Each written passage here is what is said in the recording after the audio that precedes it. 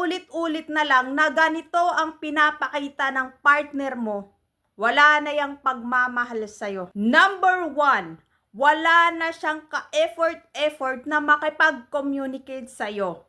Hindi na siya nagkukusang mag-message, tumawag o kumustahin ka.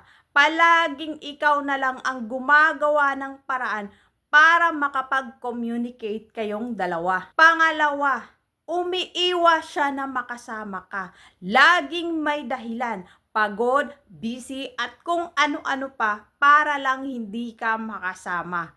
Kahit noon naman, may oras naman siya sa'yo. Pangatlo, cold o wala ng emosyon na makipag-usap sa'yo. Kapag nagre-reply, sobrang iksi na lang, wala na yung lambing, parang nauobliga na lang na makipag-usap sa'yo. Pang-apat, madalas na siyang naiirita sa'yo. Yung tipo na ang bilis niyang magalit kahit sa simpleng bagay o simpleng pag-uusap nyo lang. Kahit dati, hindi naman siya ganyan. Pang-lima, hindi na siya interesado sa buhay mo. Hindi na siya nagtatanong, hindi na siya nakikinig. Parang wala na siyang pake sa nangyayari sa buhay mo. Pang-anim, nawawala na yung intimacy at affection.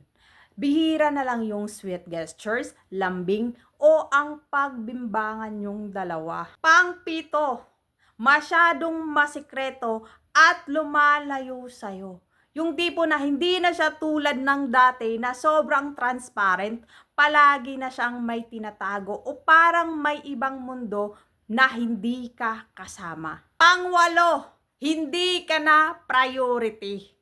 Paano ka ba naman ipa-priority kung may iba ng pinapahalagahan? Aray mo!